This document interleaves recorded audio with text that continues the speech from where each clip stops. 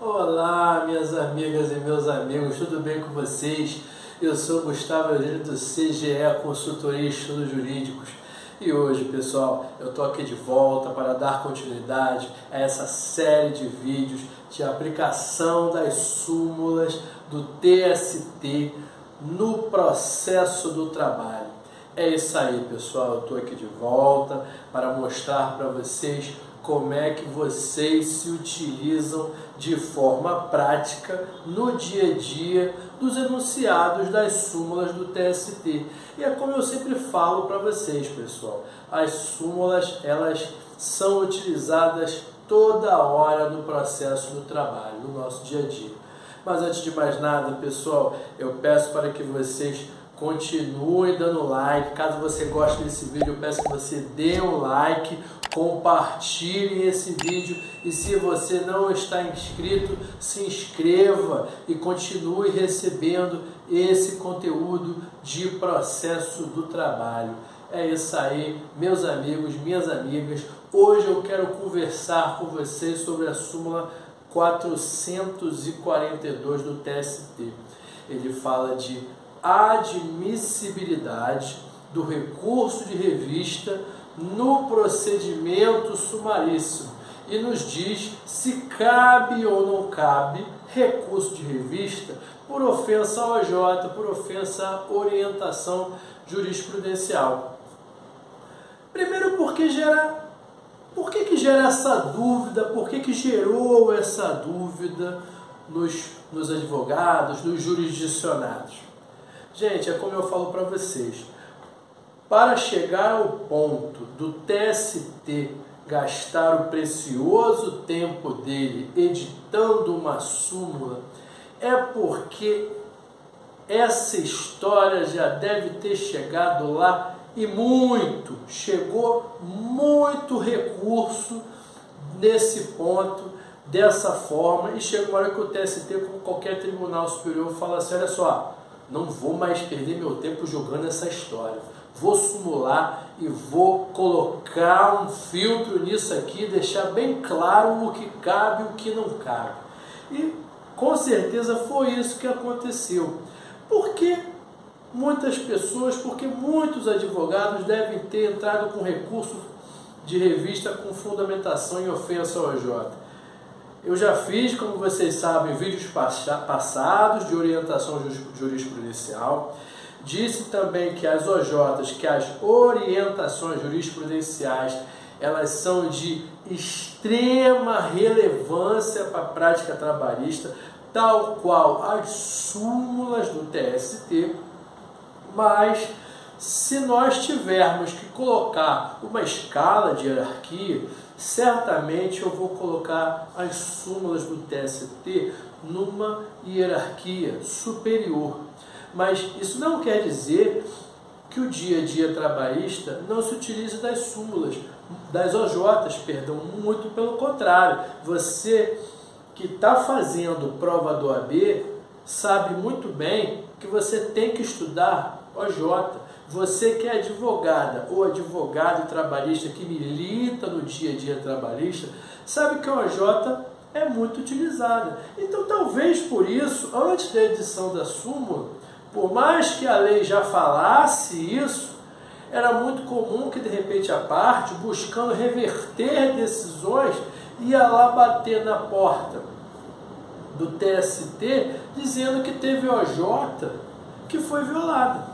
E acabou que, nesse sentido, o TST e os seus ministros tiveram que, entre aspas, normatizar isso, né? Sumular esse entendimento. E o que a súmula 442 ele fala? Gente, olha só, aqui no caso do procedimento sumaríssimo, só vai caber recurso de revista quando tiver violação das súmulas do TST, não estou falando de OJ, das súmulas do TST, e de violação direta da Constituição da República. O primeiro ponto é o seguinte, ele já está sendo claro aqui. no procedimento sumaríssimo só cabe recurso de revista por ofensa, a súmula por contrariedade, é essa a expressão que ele usa, contrariedade à súmula do TST e violação direta da Constituição da República. Por quê? Porque lá no artigo 896 da CLT, no inclusive revogado parágrafo 6º, em nenhum momento ele falou que caberia recurso de revista no procedimento sumaríssimo por violação ou por contrariedade à orientação jurisprudencial. Já começa o jogo aí. A lei, que é o mais importante, lá no artigo 896, ela falava súmula do TST e violação direta e literal da Constituição da República. Mas tinha advogados que entravam com recurso de revista no procedimento sumaríssimo, dizendo que tinha violado a súmula, a orientação jurisprudencial, a OJ. Então você que está estudando aqui, e você que será uma advogada, ou será um advogado, já perceba que na lei não fala de OJ na hora do recurso de revista do procedimento sumaríssimo. E aqui, na súmula 442, ele fala.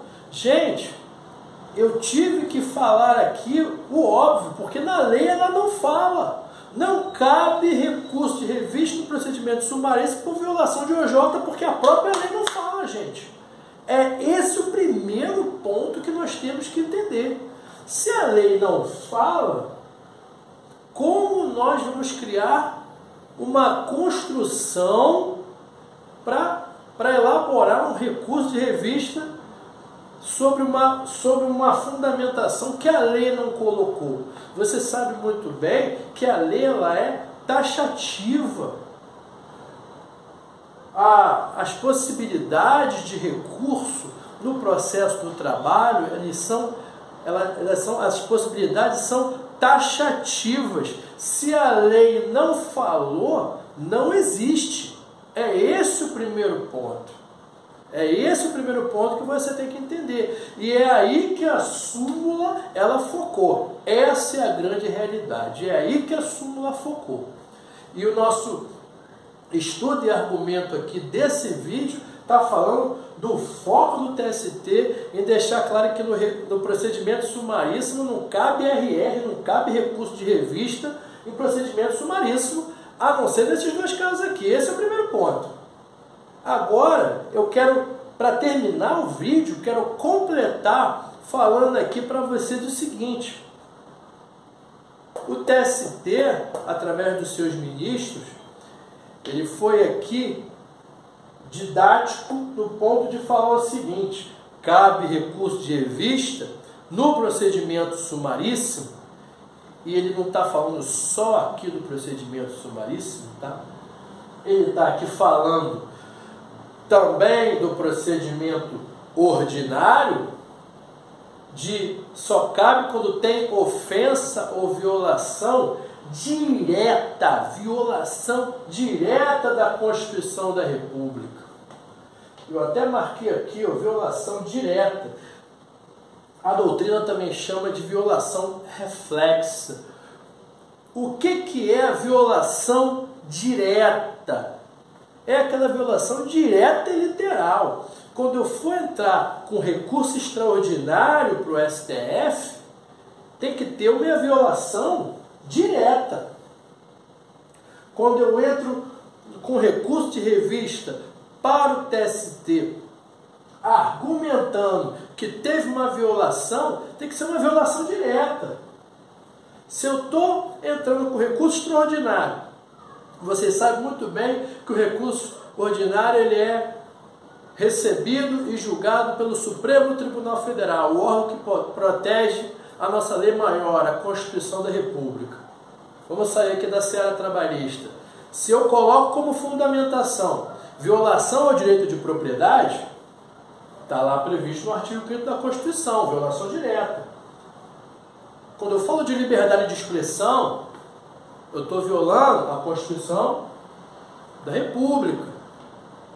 Se eu tivesse na área tributária e eu entrasse com recurso extraordinário, com base em violação da limitação ao poder de tributar do Estado, eu estaria atuando de forma direta. É isso que ele está falando. Cara, quando você for entrar com recurso extraordinário ou com recurso de revista e falar que teve violação, me diz qual é o artigo específico. E tem que atacar diretamente ele. Não tem que atacar um outro que seja de forma indireta ou reflexa. Por exemplo, tem gente que entra com recurso de revista dizendo que violou, de repente, a liquidação ou correção monetária. Correção monetária não está na Constituição da República, está lá no CPC. Está falando da liquidação de sentença trabalhista, está lá falando da CLT. Aí ele diz que violou a liquidação trabalhista, consequentemente está violando a Constituição da República. Eu não sei qual a fundamentação que o advogado vai dar. De repente ele vai utilizar, e de repente o advogado vai dizer que a violação da liquidação trabalhista ou da correção monetária está violando, sei lá, o devido processo legal. Pode ser uma argumentação, mas já te aviso de antemão que esse exemplo que eu estou dando aqui para vocês, inclusive esse exemplo de liquidação e correção monetária, é julgado. Eu estou dando um exemplo que existe. Tem advogado que entra requerendo recurso de revista de correção monetária, com base com o argumento de que estaria violando a Constituição da República. Se tiver violando alguma coisa, não é a Constituição da República, porque isso é uma lei infraconstitucional.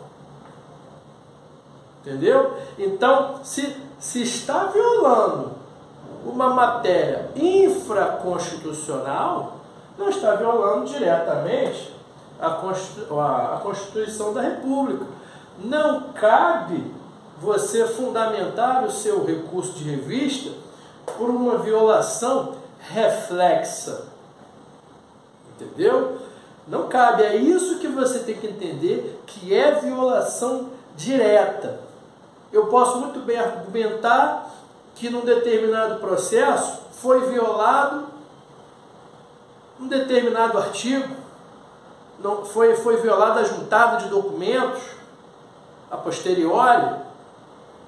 De repente está violando ali a CLT, de repente está violando ali o CPC, não está violando a Constituição da República. Para você conseguir demonstrar para o juiz que esse tipo de violação é uma violação constitucional direta, é extremamente difícil. E o que mais tem no juízo de inadmissibilidade dos recursos extraordinários e dos recursos de revista do Tribunal Superior é esses advogados que começam a botar um monte de recurso de revista lá e acaba que na prática é uma violação indireta ou uma violação reflexa. Essa é a grande verdade. Então, eu cheguei aqui nesse ponto, eu não falei só do foco da súmula, eu preferi mostrar para você o que é violação direta, porque você advogado, irá se deparar e muito com as possibilidades do recurso de revista. Você tem que avaliar se existe possibilidade de realmente você entrar com recurso de revista. Você tem que perceber que você não vai perder tempo.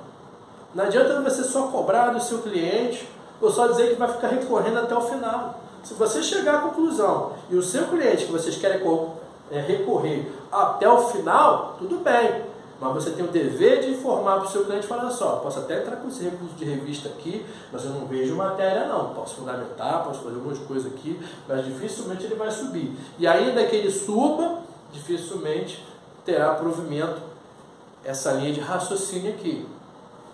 Tudo bem, pessoal? Eu espero que vocês tenham gostado desse tema, gostado desse vídeo. Peço para que vocês dêem o like, compartilhem esse vídeo, porque outras pessoas também merecem ter a mesma oportunidade que você está tendo, que eu já tive, que você está tendo. E eu desejo a vocês um grande abraço e até a próxima.